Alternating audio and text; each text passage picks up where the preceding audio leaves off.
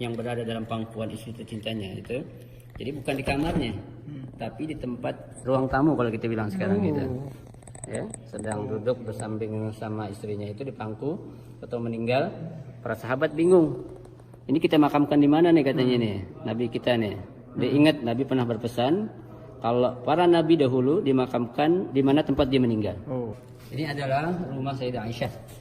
Ya, yang persis berada di bawah apa namanya itu kubah yang berwarna hijau. Ini kamar Sayyidah Aisyah yang luas kamarnya itu 3x3. Jadi setelah wafat atau meninggalnya istri Nabi itu, tahu-tahu ada kayak semacam ujian luar biasa. Itu semua peninggalan yang pernah ditinggalkan oleh Nabi itu hancur dengan sendirinya. تمام.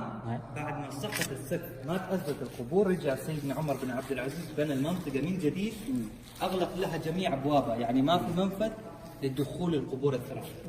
Nah ini setelah itu Umar bin Abdul Aziz yang membangun kembali yang dimana tempat kuburan Nabi itu kan sempat jatuh ambruk gitu, dibangun lagi seperti ini oleh Sayyidina Umar bin Abdul Aziz, bukan Umar bin Khattab ya, Umar bin Abdul Aziz.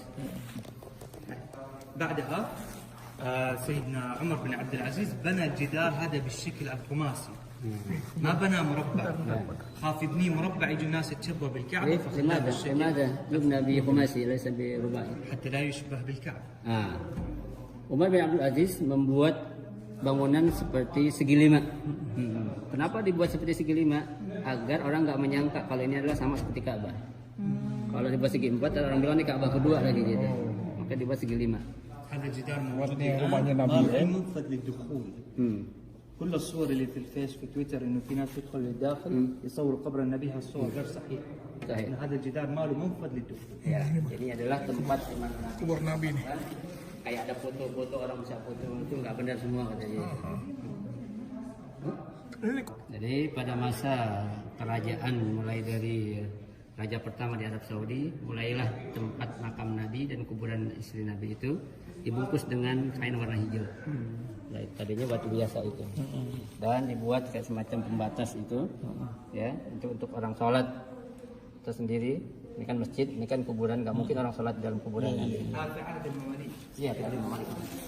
بعدها في عهد المماليك برضو بنيت اول قبه بالخشب والرصاص القبور الثلاثه قبه حمايه للقبور. Ya.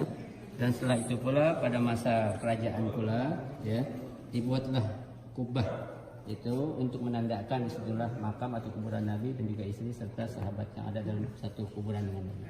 تغير الستار رفعوا السور المماليك. Nah, diangkat apa namanya itu kain yang warna hijau tadi untuk membuktikan bahwasanya tempat ini telah terjadi perubahan dari tahun ke tahun sejak terjadinya pergantian raja-raja yang ada di Arab Saudi. بعدها بعد 200 سنة الصاعقة ضربت منارة حرقت المنارة سقطت على القبة حرقتها وحرقت الستار والسور اللي كان في الخشب. Ya, setelah 2 tahun diperbaiki terjadi kebakaran yang mengakibatkan itu kuburan Nabi sempat hangus katanya. Hangus. Mas sebab al-harik? صاعقة. Al-sa'iqah. صاعقة مع الأمطار. Nah, ضربت في معدة. ada kayak semacam apa namanya tersambar petir. بعدها رجعوا المماليك القبة من جديد كانت خشب ورصاص تحولت حجر ورصاص تغير الستار السور كان بالخشب تحول إلى حديد. الحديد الأخضر الذهبي اللي احنا نشوفه الآن عرفتوا حول Ayo. Dan setelah terjadinya kebakaran itu pada masa raja-raja yang berkuasa dari Saudi mulailah diganti yang tadinya menggunakan tanah dan batu dirubah dengan menggunakan besi seperti yang sekarang kita lihat itu. الآن هذه القبة موجودة تيجي الخضرة فوق. Nah. Sampai sekarang kubah ini masih ada yang kita lihat warnanya berwarna hijau itu. شوف آخر رسالة من رسائل النبي عليه الصلاة والسلام. هذه سلسلة جبال كلها جبل. Ini adalah urutan gunung-gunung ya yang ada yang kita kenal dengan Gunung Uhud. Karena kita kan kenal kenapa dinamakan Gunung Uhud karena dia berada menyendiri itu.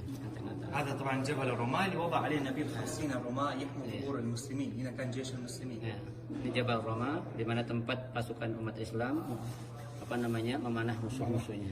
هذا جيش المشركين كان طبعا. Nah, itu Itu adalah gambaran pasukan ataupun orang-orang musyrik yang akan berperang melawan orang-orang Islam. طبعا يوضح التفاف سيدنا خالد بن الوليد وقتلوا العشرة اللي كانوا على الجبل. Nah, itulah Khalid bin Walid yang dikenal salah seorang pejuang yang sangat berani. Dia berhasil membunuh puluhan orang yang berada di atas Jabal Rahmah. هنا مقتل سيدنا حمزة بن عبد المطلب. Nah, itu adalah tempat di mana terbunuhnya paman Nabi yang bernama Sayyidina Hamzah. Pada saat هنا مقتل مصعب بن عمير حامل الراية. Nah, itu adalah maktal atau tempat dibunuhnya Mus'ab bin Umair yang memegang bendera Islam ketika itu. هنا استشهاد 11 صحابي هو يدافع عن النبي عليه الصلاة Itu والسلام. adalah tempat di mana 11 orang yang meninggal dunia pada saat melindungi dan mendampingi Nabi berperang.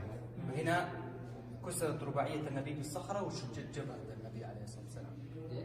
صخرة مشرك ضرب النبي بالصخرة حجر كسر رباعية النبي والثاني Itu شج. adalah tempat di mana orang kafir Quraisy ya menyambit Nabi sampai gusi atau giginya itu patah.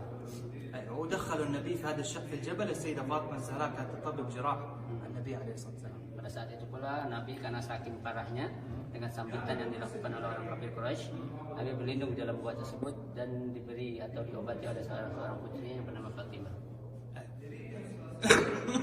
بعد الغزوة نزل النبي صلى الظهر العصر جمعا ودفن شهداء السبعين جميعا في المكان نفس اللي احنا نشوف الآن. Setelah itu Nabi habis sholat asar, Nabi turun kembali untuk mensolatkan dan menguburkan 70 orang pejuang Uhud, syahid Uhud yang terbunuh pada saat terjadi perang Uhud. Ustaz, waktu yang ditimpukan itu di Taif? هذا اللون الابيض توسعة الملك عبد العزيز اللي هي هذه قبل شويه. هذه توسعة الملك فهد. Yang tengah-tengah ini yang warna putih, ini yang kecil adalah perluasan pembentukan Masjid Nabawi pada masa Al-Malik Abdul Aziz. Ya. اللون الابيض Ya, yang putih ini. Dan yang gede ini adalah pada masa Malik Fahd. كان 300,000 مصلي الان مليون مصلي. Ya. Yang awalnya hanya menampung 300.000, sekarang jutaan.